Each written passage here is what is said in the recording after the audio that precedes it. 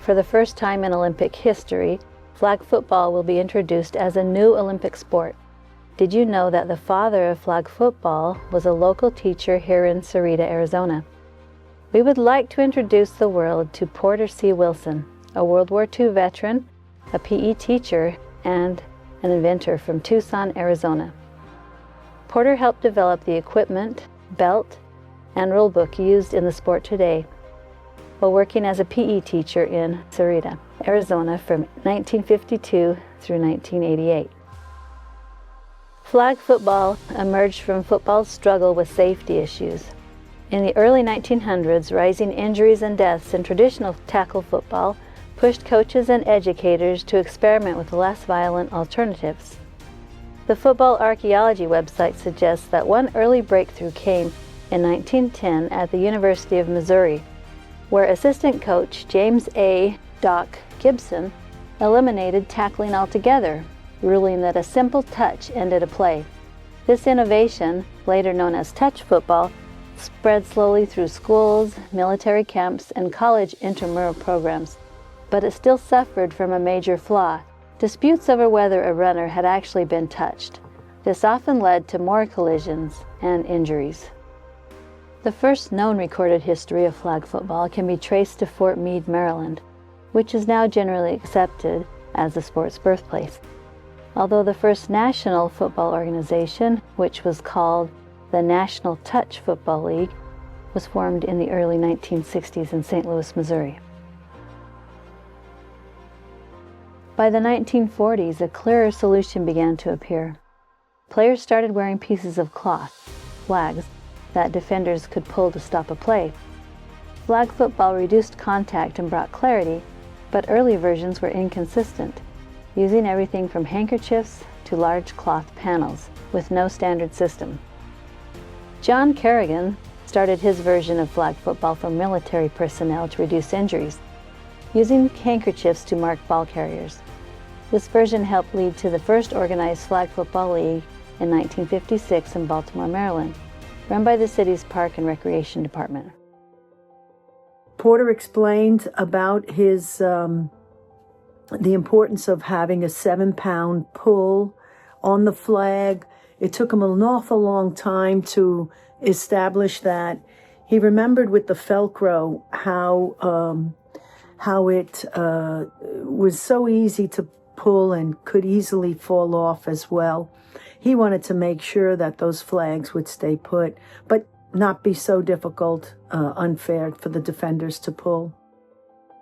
That problem was solved in the early 1950s by Porter C. Wilson, working with fellow City Recreation Department specialist and teacher Norman C. Adams in Tucson, Arizona. Together, they engineered a standardized belt and flag system that made the game safer, fairer, and easier to officiate. Their flag attack design, featuring securely attached, easily pulled flags, became the blueprint for modern flag football. Patented in the 1960s, their system transformed flag football from a loose, recreational idea into a recognizable, organized sport. In 1992, I started the Key West Women's Flag Football Tournament, and we had 5 teams the first year. And that first year, we had been using Velcro belts and flags up until that time. And Velcro was not good because if it was cold or if it would rain, the flags would just fall off. And it started a lot of fights. You know, did the defender grab the flag or did it just fall off? So we had to incorporate a rule. It was a judgment of the official if he thought that the flag was grabbed. If not, the defender had to two-hand touch from the shoulder to the waist. So it started a lot of fights, not having good belts and flags. But anyway, in our second year, we had a team from Maryland come to the Key West tournament, and they turned us on to flag attack belts and flags. And that was phenomenal for our game because we play 8-on-8, blocking from the shoulder to the waist. blocking downfield, rushing from the scrimmage line, 10 yards for the first down. Actually, the rules are very much like tackle football, but 8 players on the field, no fumbles, no helmets, no shoulder pads. And it was great to have these flag tag belts and flags because for those runs up the middle, it assisted the official to know when the flag was actually grabbed. And so that really brought a better quality to our game. That's when I started to know Porter Wilson, because I called up Flag Tag to order the belts and flags. By the time I got to 6th grade, Porter Wilson had already had a basic idea, a well-developed idea of flag football that he and another individual from Tucson, another teacher that was teaching in another middle school, junior high, elementary school in Tucson, and his name was Norman Adams. And between the two of them, they started working on flag football. And by the time I got there to 6th grade, we had a number of belts, different belts, and the flags that he had at that particular time. And he would talk to us about how he was going to work at trying to make sure that this was going to be the way flag football was going to be played. The other times, he explained about how kids would hang, previously would hang cloths on their belts, rags, pieces of cloth, and those things would fall off, and they were very, efficient to play flag football. And of course, touch was out of the question for him, because when you played football back then in those days, it was the early part for us kids when we didn't have the flags around, we played touch football. And we either had to decide whether it's going to be one hand or two hand touch, and it only made it very difficult. So the flags really made it easy as far as the school was concerned. While no single person invented flag football outright, Porter Wilson's contribution was revolutionary. He helped define the equipment that made non-contact football practical, standardized, and enduring. Thanks to Wilson's innovation, flag football evolved into the fast, accessible game played worldwide today. Porter joined the county recreational department as well as working full-time as a teacher in Sarita. He practiced plays and used his inventions on his students in his PE classes starting in the 1950s, improving upon the belt he invented with Adams for 30 years and getting additional patents as he went. I do recall that there were many times, and I do recall one instance when we were playing flag football, he would devise plays for us. And so in the middle of us going through the play that he had set up for us, particularly the offense part, because the other side had to have defense, of course, and they were also wearing flags. He'd blow his whistle and stop the play. And Mr. Wilson, why'd you stop the play for? By that time, he was taking out a little notebook out of his shirt pocket on his shirt, and he had a pencil in his hand. He says, "Hey, I just thought about a rule for flag football, so I'm writing it down before I forget." He first started with snaps on the belts, then he went to plastic and started manufacturing his sonic belt. The belt helped standardize the game because now it was clear if the defender touched the runner by the remover of the flag and the additional sound of the pop made by the sonic belt. Flags, so you can see what you need to do. Pull it. Pull each other's flag. You got a partner? Okay, pull my flag. Okay, see how it feels? Yeah, I want everybody to know how that feels. Okay? Put your flag back in the hole. Why did you put that?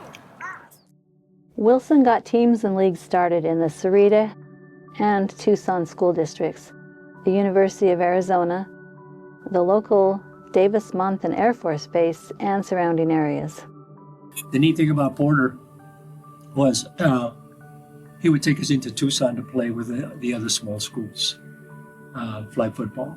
And by that time, it seemed to me, if I recall, the other schools already had flags, belts and flags. And so at the end of our game, the neat treat was, first of all, the neat treat was that us kids we very rarely got into town, had an opportunity to go drive into town, and our teacher taking us on the bus. And the other neat treat was coming back to home, to Sahuarita. And he was also the bus driver and the coach. We have to remember that. And he would drive us past the Dairy Queen that was there on the south side of Tucson off of the Nogales Highway, the only highway that took you into Tucson. And there was a Dairy Queen, and he stopped at the Dairy Queen. If you had a dime, you go in and buy your ice cream. If you didn't have one, he provided a dime for you. And so I was one of those kids that he always had to give a dime to. Because first of all, being middle school at that picture, the mentality of a 12, 13-year-old kid, forgot to bring a dime just from home, rustle up a dime and that kind of thing. And he'd stop us at the Dairy Queen and treat us all. After his company, Flag-A-Tag, was created, he sent equipment all over the country and world, helping the sport he standardized go global. He enlisted the help of the Sarita High School clubs to package and mail out his orders, and he paid them, helping to send students to state and national competitions. My name is Archie Romney. I taught at Sarita High School for 30 years, and I knew there a man by the name of Porter Wilson. And he was an extremely helpful and wonderful teacher. He taught in the elementary school, and he was an elementary school coach. And he found out that I was running the VICA Club, which means the Vocational Industrial Clubs of America. And we'd compete in both state and national competitions. He wanted to help us financially. And so he asked us if we'd like to assemble together his flag football belt and flags for him. And he gave us then the address and names of where he wanted these things shipped off to. And so my students, we assembled, put them together, boxed them up, put them in the mail, and away they went. Porter was an outstanding teacher, wonderful. And it's been my honor to have had the opportunity to know him for the 30 years that I served at Sarita High School. Wilson and Augie Acuna from the County Recreation Department in Tucson wrote a book on flag football that sold over 25,000 copies, per a June 1984 article from the Arizona Daily Star. They modified the National Collegiate Athletic Association's rules through hands-on experiences to fit their leagues. Porter Wilson did not leave the women behind and organized leagues for them as well. He equipped many of the teams with his belts as he started them up. Porter was a huge supporter of girls and women's flag football. Porter Wilson passed away in the year 2000, and it was really a sad moment because he had done so much in the early years for women's flag football. He helped grow the sport by giving the equipment for free. He helped our event, the Kelly McGillis Classic, supporting it as a sponsor, which brought dozens of international teams across the United States, uniting under one umbrella. Porter Wilson and Madeline, I should also include Madeline, they worked together. Truly were thoughtful of the women. In 1999, Porter Wilson was inducted into the United States Flag and Touch Football League Hall of Fame, and in 2000, the International Women's Flag Football Association created the Porter Wilson Award. So we, in the International Women's Flag Football Association, we have a Porter Wilson Award ever since the year 2000. And I have printed out here all the recipients since the year 2000. The first award went to Ron Johnson. He was from Jacksonville. He really promoted flag football for girls who were economically challenged, and made it possible for those young girls to play flag football. And the 2025 recipient, Yuseli Fuentes Hernandez from Cuba. We also went to Cuba in 2015, and introduced flag football, and we still continue to support our Cuban women. While Porter Wilson may be primarily known for his flag and tag creation, as a physical education teacher in Sarita, Arizona, he was also known for teaching students how to swim. The next thing that Porter Wilson was very fond of in starting at Sahuarita area was a swimming program. Back in the early 1950s, there were two big gravel pits on what is now Sahuarita Road, heading east of the railroad tracks. The gravel pits were rather deep. And back in the 50s, we used to have a lot of rainy seasons, particularly in the summertime.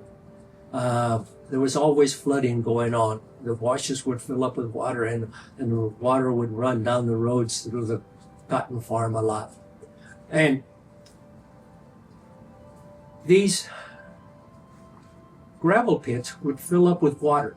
At one point, there would probably have anywhere from 4 to 5 feet of water down at the very bottom, because the dirt had been excavated out of there, was used to build the Nogales Highway, build it up at a higher level than the rest of the land, so to avoid a lot of the flooding damage to the highway. So few boys were out there walking around the gravel pit and during the summertime, and one of them got very close to a soft edge of the gravel pit, and the ground just gave way, and the kid went down straight with the dirt, the mud, into the muddy portion or the watery portion of the gravel pit where the water was.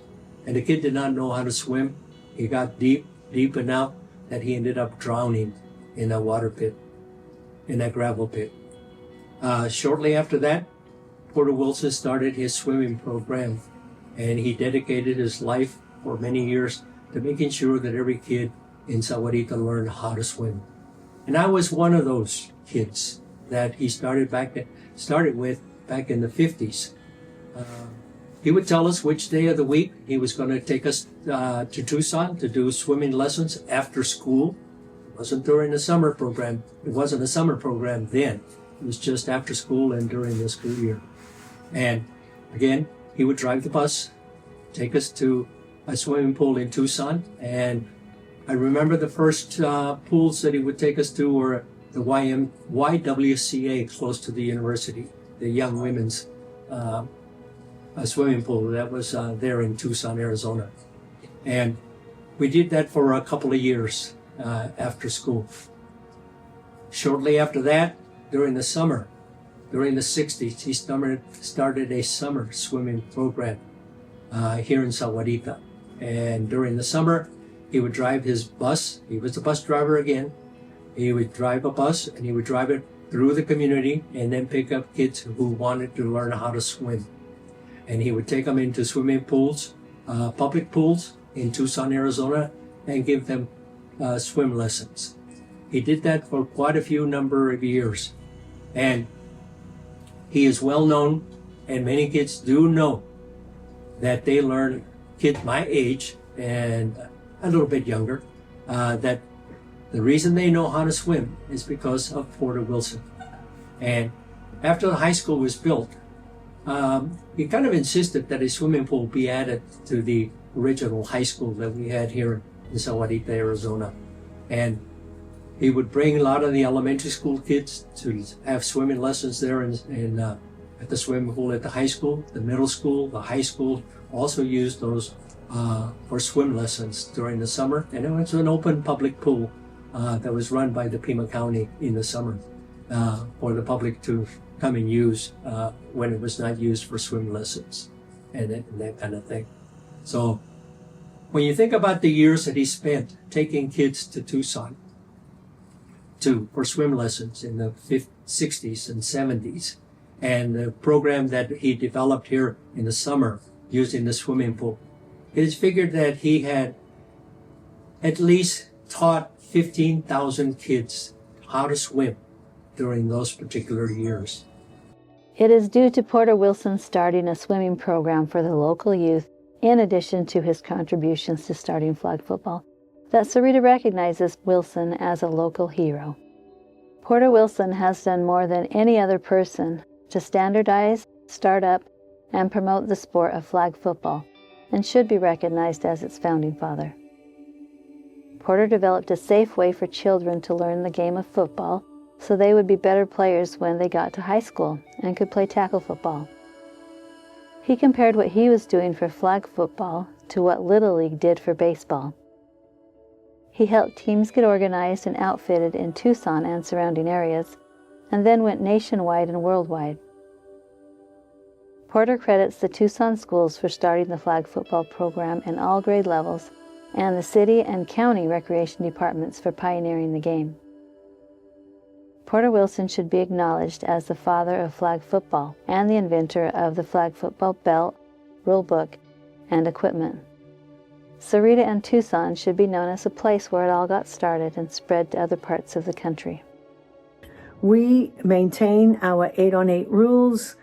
We're not into all of that excitement and glory. Our purpose is to really build strong leaders, and that's the message to our young girls. We want moms to coach their daughters flag football so that the girls see the women as leaders, and we've become this humanitarian organization doing really great work. So that's our organization, and thank God for Porter Wilson and Madeline, wonderful people, really helped to grow the sport in the early years. You know, the Kelly McGillis Classic tournament was attributed to being the seed for women's tackle.